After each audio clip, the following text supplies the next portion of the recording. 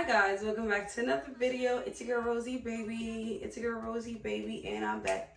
I'm back like never left. I know you miss me, and I miss you too, so we don't even gotta get into that for real. As you guys can see, we are doing a girls talk section. We are asking the TMI questions that you don't want to ask your friends, your cousin, your mother, your family, and we're answering them on here.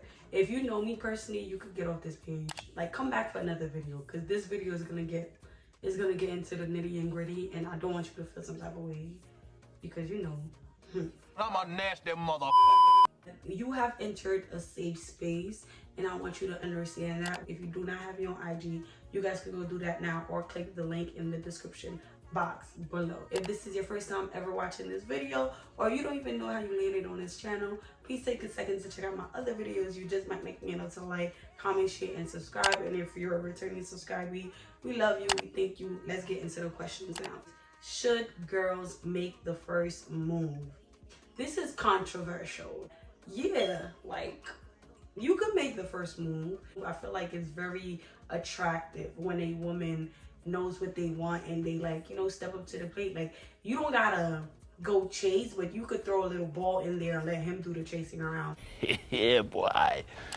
Oh, we getting down to it. This says how to be confident with your vagina. It's a head thing for me. This society has, like, ingrained us to believe that a vagina is supposed to look a certain way, smell a certain way, be a certain way. And I feel like we have to get out of that mentality of thinking that, because everybody's body is completely different. I don't know how to explain this, y'all. Like, that's a good question. Like, how to be confident with your vagina. Whether that you have hyperpigmentation, whether you have dark spots, whether you have razor bumps, like, just be comfortable and let that breathe, because the more you try to hide it, the worse it gets. Because every time you try to hide your vagina, that means you're just confining it to a tight space, confining it to clothes, just like that. Just, like, be able to breathe. Like, let's say if you're in your room, there's nobody around. If you're in your house, if you're in your apartment, just wear a big t-shirt and let your, you know, vagina breathe. Be comfortable with it. Be comfortable with the stuff that it produces. Your vagina cleans itself. Like, certain things like that. There's just certain things that you have to know in the back of your head to just be comfortable with your lady part. Another way I would say to be comfortable with your vagina is just being comfortable in what you like about your vagina. Let's say if you like having hair on your vagina, don't feel entrapped by society's mentality of you have to be hairless. If you like hair on your vagina, one way to be confident in your vagina is to keep hair on your vagina. If you like it hairless, be confident in having it hairless. It's just certain things that don't confine yourself to the mentality of others of what your vagina should look like. Everybody's vagina is different. This next question is, oh, geez. This is, ex wants to get back together. What do I do? Hey! One thing I always tell people when they're going back to their ex or want to go back to their ex, I always say don't forget why you guys broke up to begin with. Like, not necessarily living in the past, but not forgetting the past. Like, yeah, you're supposed to move past it, but don't forget it completely to the point where you fall into the same thing, but it's just a year from now, 2 years from now. I feel like it'll be healthy if you guys work on what you guys, or why you guys broke up first, and then moving past that so that you guys can grow past that. But to just completely forget it or neglect it altogether, I don't feel like that's healthy, because eventually it's gonna come back up and it's gonna do even worse damage, if not, like, tormenting damage. Y'all, my lip gloss is all over the line of this. Ew. This next question says, how do you let a guy know that you do not want to have sex? Or, like, how do you just say, I don't want to have sex? This is a good question. I feel like society today, well, men today, well, boys today, I should really say, bring it down to boys. There's a lot of boys out here that are run by vagina.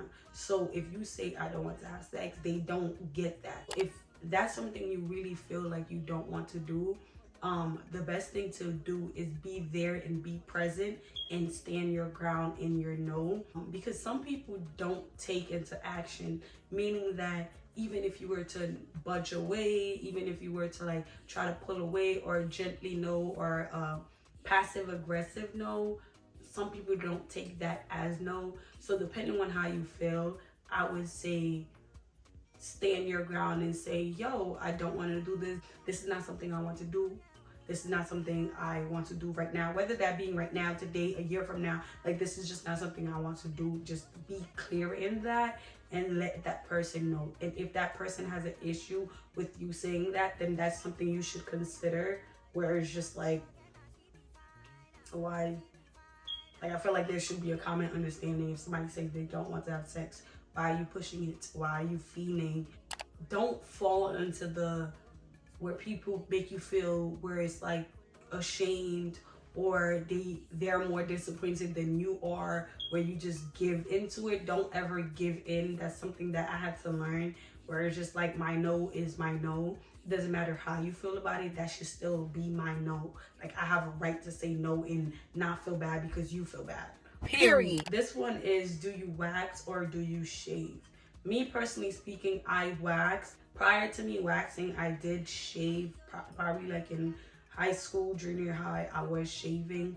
But I have really sensitive skin, and shaving does not do well for me at all, especially in my lady parts. So I had to take this time out to really just learn about, you know, my body, the things that could help with it, and then learn that waxing was the best option for me. Everybody is different. If you do choose to shave, I would definitely suggest shaving in the direction that your hair grows and not the opposite direction, because that tends to cause razor bumps and ingrown hairs, and just, it's not a good look at all. I feel like waxing just gets you kitty ball. That's really how I feel. Like, it's just fresh kitty ball, kitty. Does waxing hurt? So for me personally speaking, I don't feel like waxing hurts. I smell cap. If I had to rate my pain experience, it would be like a 4 and 5, only because the pain lasts as long as they're pulling the strip. I tell the people that's waxing me, do not tell me when you're ripping and just rip it off. Literally just try to do my best to just lay like that. Let them rip it off, and then yeah, that's really the best I could do. I do my best to just lay there and then let them rip it off and then get it over with, so it could be done faster, so I'm not in there for a whole hour sweating, all of that. No, nobody got time for that. This next question is funny to me. How much sex is healthy?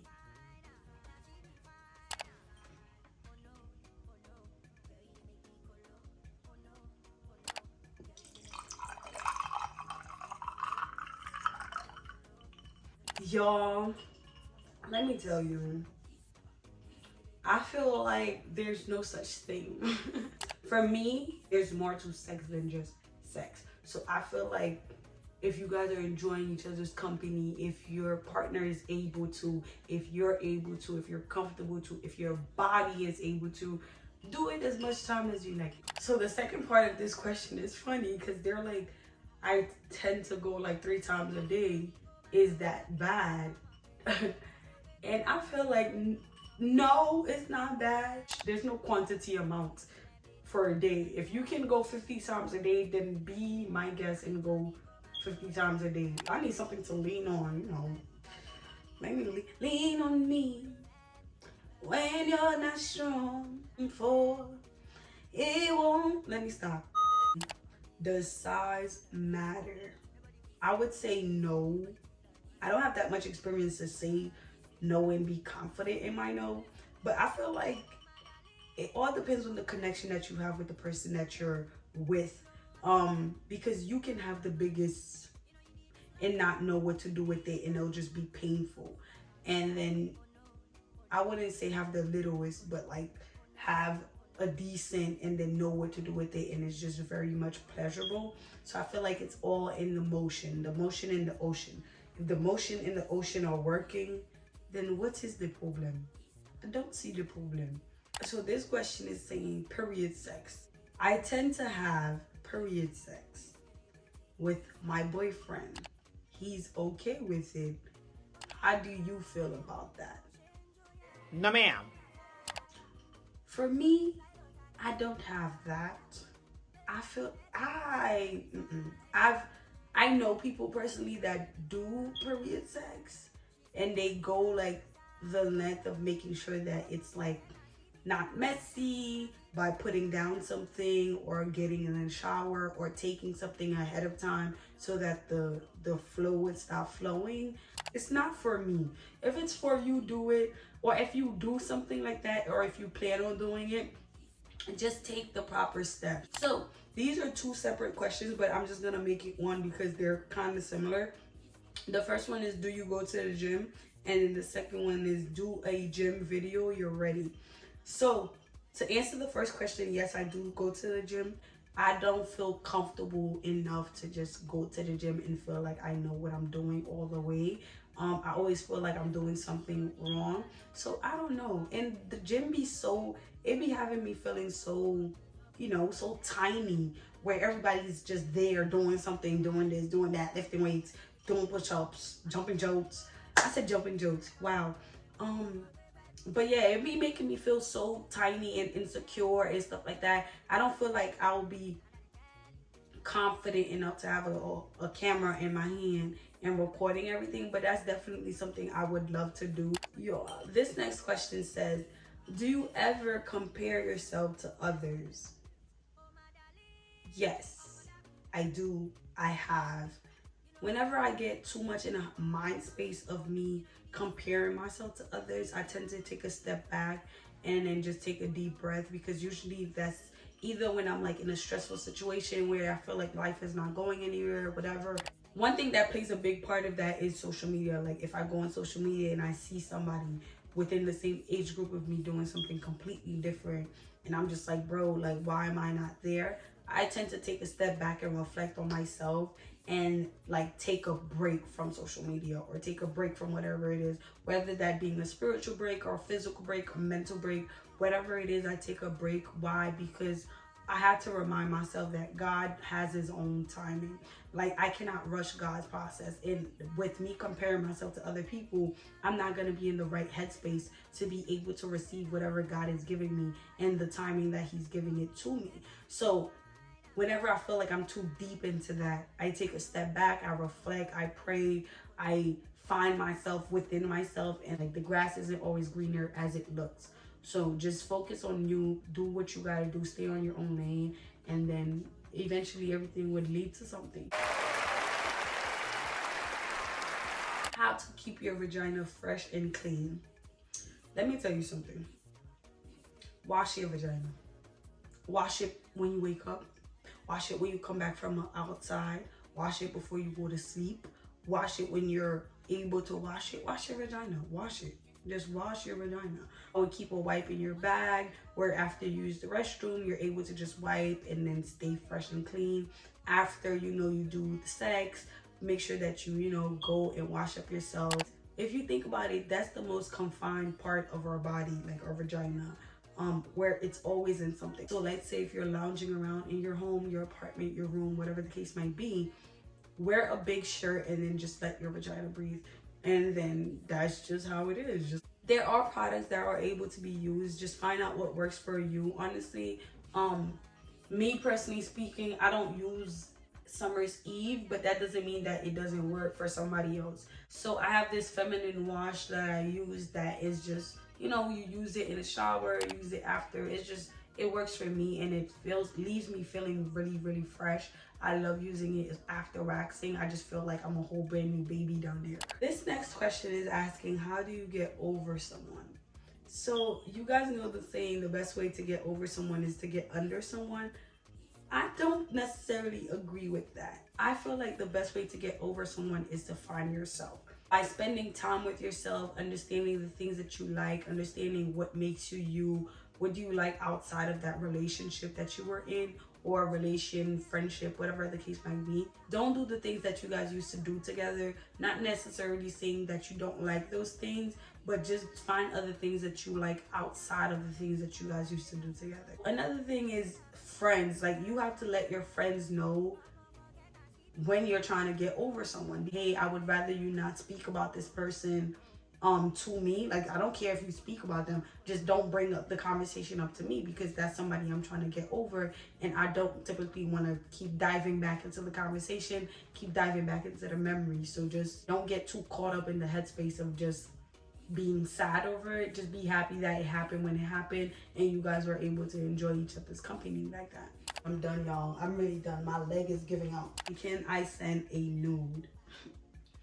I feel like if that's something you want to do, do it. But if you are going to do it, don't put your face in it.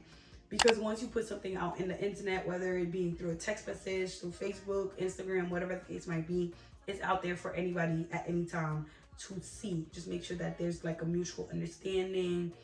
You know, there's a lot that goes into just putting yourself out there. But yeah, if you're going to do it, just do it. Just don't put your face in it. Trust that person that you're sending it to.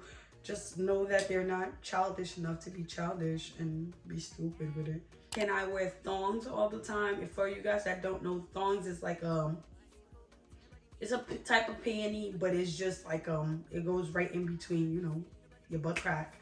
So your butt cheeks.